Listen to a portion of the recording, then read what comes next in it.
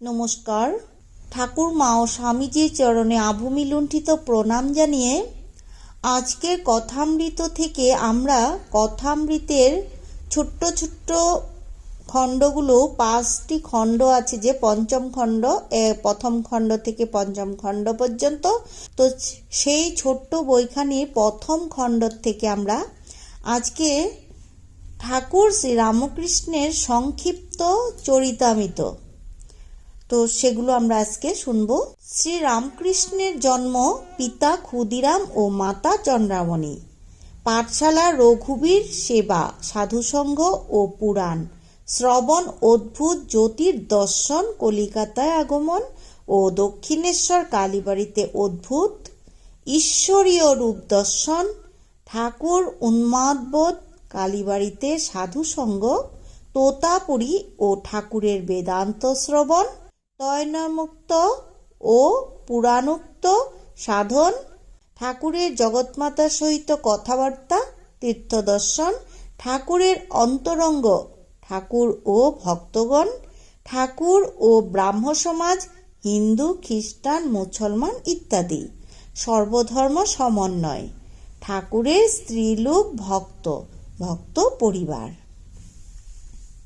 তো এবারে আসি, ঠাকুর শ্রী রামকৃষ্ণ হুগলি জেলার আন্ত্রপাতি কামারপুকুর গ্রামে এক সৎ ব্রাহ্মণের ঘরে ফাল্গুনের শুক্লা দ্বিতীয়া তিথিতে জন্মগ্রহণ করেন। কামারপুকুর গ্রাম জাহানাবাদ আরামবাগ হইতে 4 ক্রোশ পশ্চিমে আর বর্ধমান হইতে 12-13 ক্রোশ দক্ষিণে। ঠাকুর শ্রী রামকৃষ্ণের জন্মদিন সম্বন্ধে মতভেদ আছে। অম্বিকা আচার্যের কোষ্ঠী, এই কোষ্ঠী ঠাকুরের অসুখের সময় প্রস্তুত করা হয়। 3রা কার্তিক 1286, ইংরাজি 1879, উহাতে জন্মদিন লেখা আছে। 1796 শক। 10ই ফাল্গুন বুধবার, শুক্লা দ্বিতীয়া, পূর্ব ভাদ্রপদ নক্ষত্র। তাহার গণনা 1756, 10, 9, 5, 9, 12। তো ক্ষেত্রনাথ ভট্টের 1300 সালে গণনায় আছে 1754, 10, 9, 0, 12। তো এই মতে 1794 শক। 10ই ফাল্গুন বুধবার, শুক্লা দ্বিতীয়া, পূর্ব ভাদ্রপদ, সব মিলে 1239 সাল। 20 ফেব্রুয়ারি 1833।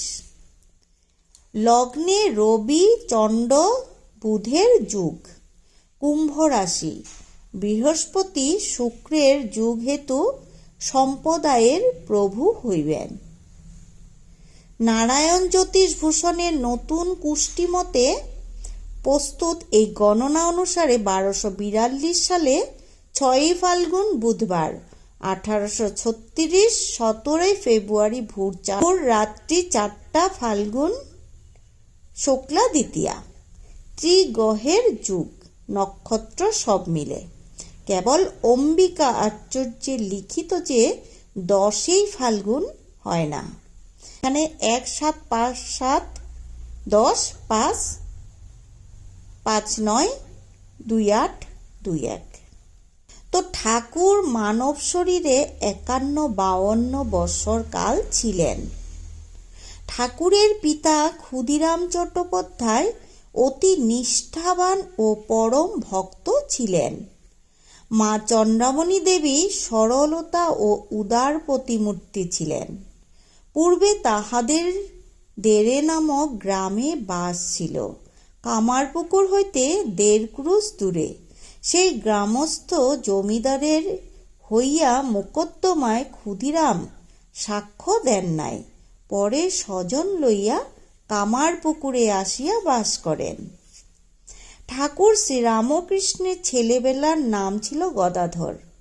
পাঠশালে সামান্য লেখাপড়া শিখিবার পর বাড়িতে থাকিয়া রঘুবীরের বিগ্রহ সেবা করিতেন। নিজে ফুল তুলিয়া আনিয়া নিত্য সেবা করিতেন। পাঠশালে শুভঙ্করী ধাঁধা লাগিত। নিজে গান গাহিতে পারিতেন।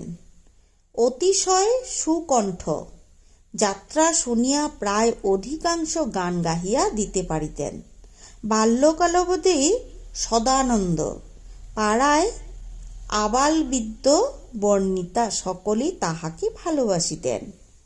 বাড়ির পাশে লাহাদের বাবু। এখানে অতিথিশালা, সর্বদাই সাধুদের যাতায়াত ছিল।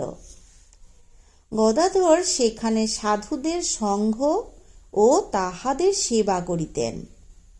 কথকেরা যখন পুরাণ পাঠ করিতেন তখন নির্বিষ্ট মনে সমস্ত শুনিতেন। এই রূপে রামায়ণ, মহাভারত, শ্রীমদ্ ভাগবত কথা সমস্ত হৃদয়ঙ্গম করিয়াছিলেন। একদিন মাঠ দিয়া বাড়ির নিকটবর্তী গ্রাম আনুরে যাইতেছিলেন। তখন ঠাকুরের 11 বছর বয়স। ঠাকুর নিজ মুখে বলিয়াছেন। হঠাৎ তিনি অদ্ভুত জ্যোতি দর্শন করিয়া বাহ্যশূন্য হয়েন। লোকেরা বলিল মূর্ছা ঠাকুরের ভাবসমাধি হইয়াছিল। ক্ষুদিরামের মৃত্যুর পর ঠাকুর জ্যেষ্ঠ ভ্রাতার সঙ্গে কলিকাতায় আসিলেন। ক্ষুদিরামের যখন মৃত্যু হলো, রামকৃষ্ণদেবের পিতার যখন মৃত্যু হলো, তখন ঠাকুরের বয়স ছিল 17 কি 18। কলিকাতায় কিছুদিন নাথের বাগানে, কিছুদিন ঝামাপুকুরে গোবিন্দ চাটুর্যর বাড়িতে থাকিয়া পূজা করিয়া বেড়াইতেন। এই সূত্রে ঝামাপুকুরের মিত্রদের বাড়িতে কিছুদিন পূজা করিয়াছিলেন। তারপর রানী রাসমণি কলিকাতা হইতে 2.5 ক্রোশ দূরে দক্ষিণেশ্বরে কালীবাড়ি স্থাপন করিয়াছিলেন। 1262 সাল 18 জ্যৈষ্ঠ বৃহস্পতিবার স্নানযাত্রার দিন, ইংরাজি 31 মে 1855 খ্রিস্টাব্দ, ঠাকুর শ্রীরামকৃষ্ণের জ্যেষ্ঠ ভ্রাতা পণ্ডিত রামকুমার কালীবাড়িতে প্রথম পূজারী নিযুক্ত হইলেন। ঠাকুরও মাঝে মাঝে কলিকাতা হইতে আসিতেন ও কিছুদিন পরে নিজে পূজা কার্যে নিযুক্ত হইলেন। তখন তাহার বয়স ছিল 21 কি 22 হইবে। মধ্যম ভ্রাতা রামেশ্বরও মাঝে মাঝে কালীবাড়ির পূজা করতেন। তাহার 2 পুত্র, শ্রীযুক্ত রামলাল ও শ্রীযুক্ত শিবরাম ও এক কন্যা শ্রীমতী লক্ষ্মী দেবী। কয়েকদিন পূজা করিতে করিতে শ্রীরামকৃষ্ণের মনের অবস্থার একরকম হইল। সর্বদাই বিমনা ও ঠাকুর প্রতিমার কাছে বসিয়া থাকিতেন। আত্মীয়রা সে সময় তাহার বিবাহ দিলেন। ভাবিলেন বিবাহ হইলে হয়তো অবস্থারণ হইতে পারে। কামারপুকুর হইতে 2 ক্রোশ দূরে জয়রামবাটি গ্রামস্থ রামচন্দ্র মুখোপাধ্যায়ের কন্যা শ্রীমতী শারদামণি দেবী, তাহার সঙ্গে ঠাকুরের বিবাহ হইল 1859 খ্রিস্টাব্দে। ঠাকুরের বয়স তখন হবে 22 কি 23, আর শ্রী মায়ের বয়স হবে 6 বছর। বিবাহের পর দক্ষিণেশ্বর কালী মন্দিরে ঠাকুর শ্রীরামকৃষ্ণ ফিরিয়া আসিবার কিছুদিন পরে তাহার একেবারে অবস্থারন্ত হইল। কালী বিগ্রহ পূজা করিতে করিতে কি অদ্ভুত ঈশ্বরীয় রূপ দর্শন করিতে লাগিলেন। আরতি করেন, আরতি আর শেষ হয় না।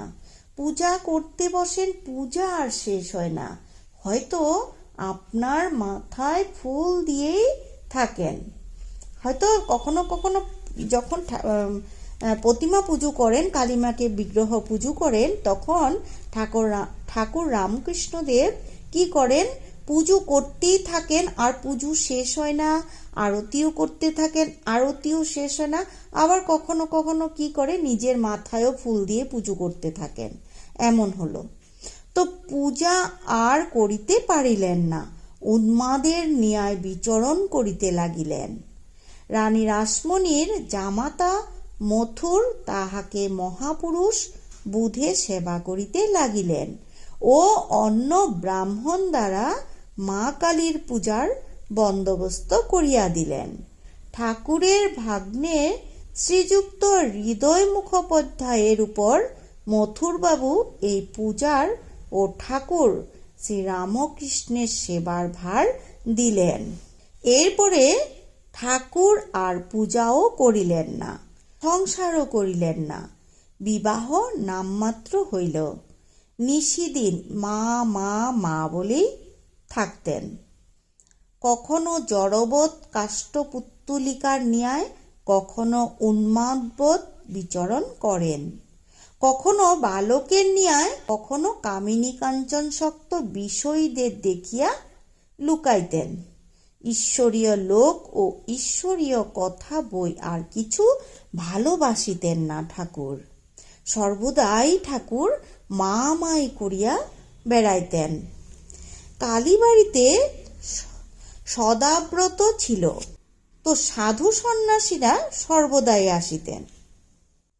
তোতাপুরী 11 মাস থাকিয়া ঠাকুরকে বেদান্ত শুনাইলেন। একটু শুনাইতে শুনাইতে তোতা দেখিলেন ঠাকুরের নির্বিকল্প সমাধি হইয়া থাকে। 1866 খ্রিস্টাব্দ। ব্রাহ্মণী পূর্বে 1859 আসিয়াছেন। তিনি তন্ত্রোক্ত অনেক সাধন করাইলেন ও ঠাকুরকে শ্রী গৌরাঙ্গ জ্ঞানে, শ্রী চরিতামৃত আদি বৈষ্ণব গ্রন্থ শুনাইলেন।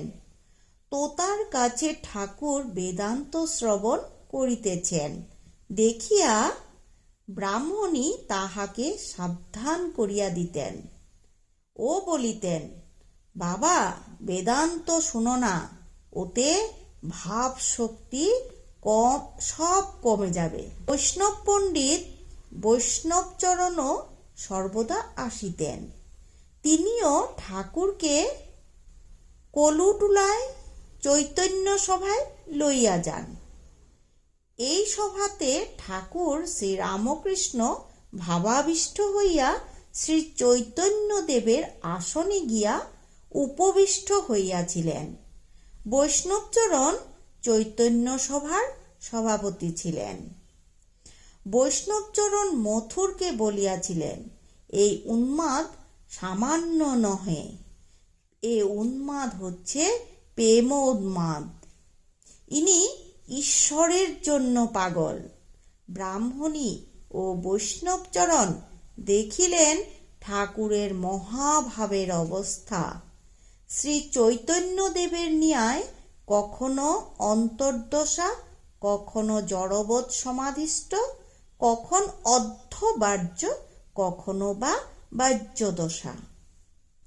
ঠাকুর মা মা করিয়া খালি কাঁদিতেন, সর্বদাই মার সঙ্গে কথা কহিতেন, মার কাছে উপদেশ লইতেন। বলিতেন, মা তোর কথা কেবল শুনব, আমি শাস্ত্রও জানি না, পণ্ডিতও জানি না, তুই বুঝবি তবে বিশ্বাস, তুই বুঝাবি তবে আমি বিশ্বাস করব। ঠাকুর জানিতেন ও বলিতেন, যিনি পরব্রহ্ম অখণ্ড সচিদানন্দ, তিনিই হচ্ছেন মা। তো ঠাকুরকে জগৎমাতা বলিয়াছিলেন, তুই আর আমি এক, তুই ভক্তি নিয়ে থাক জীবের মঙ্গলের জন্য, ভক্তেরা সকলেই আসবে, তোর তখন কেবল বিষয়ীদের দেখতে হবে না, অনেক শুদ্ধ কামনা শূন্য ভক্ত আছে, তারা আসবে।